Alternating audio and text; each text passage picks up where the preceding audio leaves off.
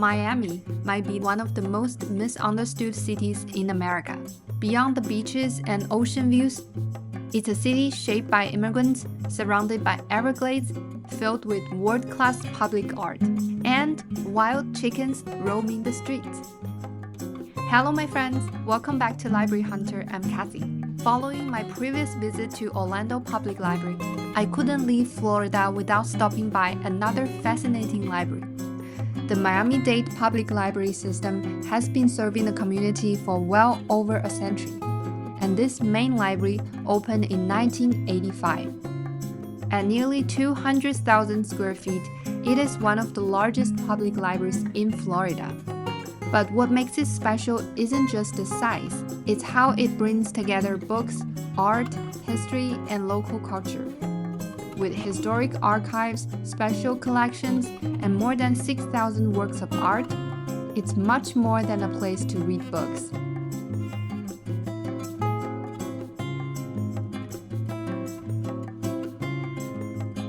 Before we get to the library, I have to introduce you to one of Miami's most unexpected residents, wild chickens.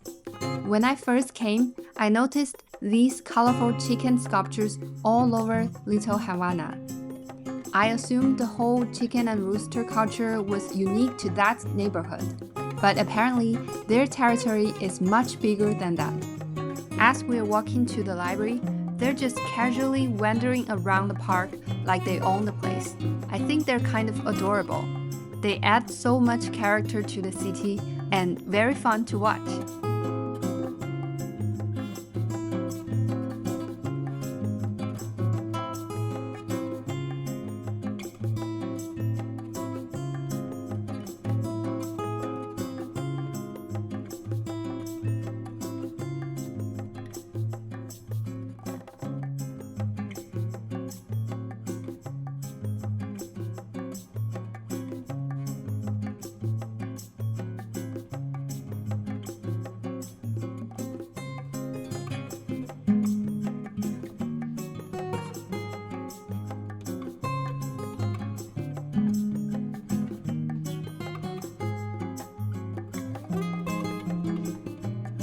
In the 1980s, Miami was experiencing an exciting artistic revival, and the Miami-Dade Public Library played an important role in it by hosting exhibitions and giving local artists a place to share their work.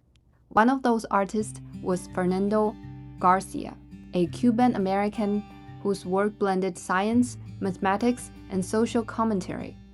One of his most powerful installations, 10,865, was first exhibited right here in the library in 1980. Using pages from local newspapers, Garcia documented the unfolding Maria boat lift, a mass migration that brought around 150,000 Cubans to Florida.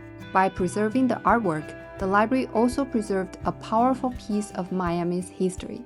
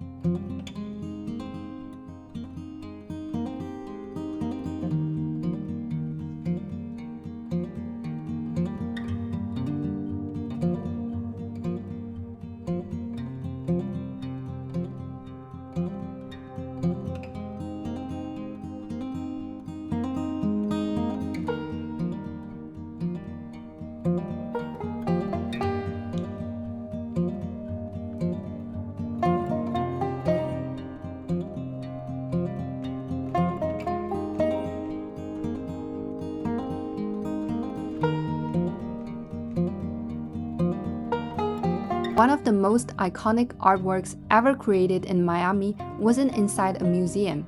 It was out on the water. In 1983, artists Crystal and Jean-Claude transformed 11 islands in Biscayne Bay by surrounding them with bright pink floating fabric. For 2 weeks, the entire bay became a giant work of art, visible from boats, bridges, and even airplanes. And what I love most is the idea behind it. They were not trying to decorate nature.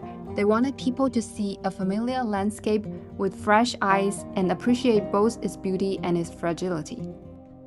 And to accompany the project, the library even hosted an exhibition featuring sketches, models, and photographs that documented how this extraordinary artwork came to life.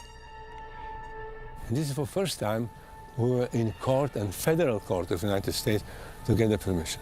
The process was very controversial, very complex, and very difficult.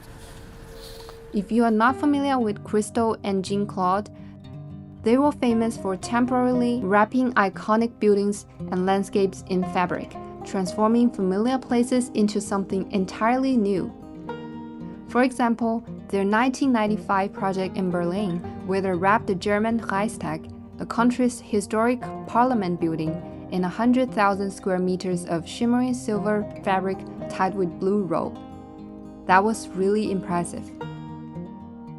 Somehow, it seems to me that the Miami Beach has a tradition of hosting ambitious public art installations. Just like surrounded islands, during the 2025 Miami Art Week, my favorite artist, S. Devlin, created Library of Us.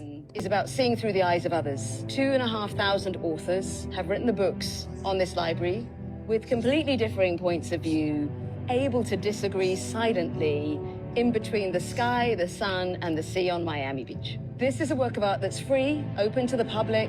It features 2,500 books, a reflecting pool, and a communal reading table. I love the idea behind it. It wasn't just a giant bookstore on the beach. It's more like a library without walls, where anyone could wander in, pick up a book, read on the beach, and maybe leave with a new idea or a new connection.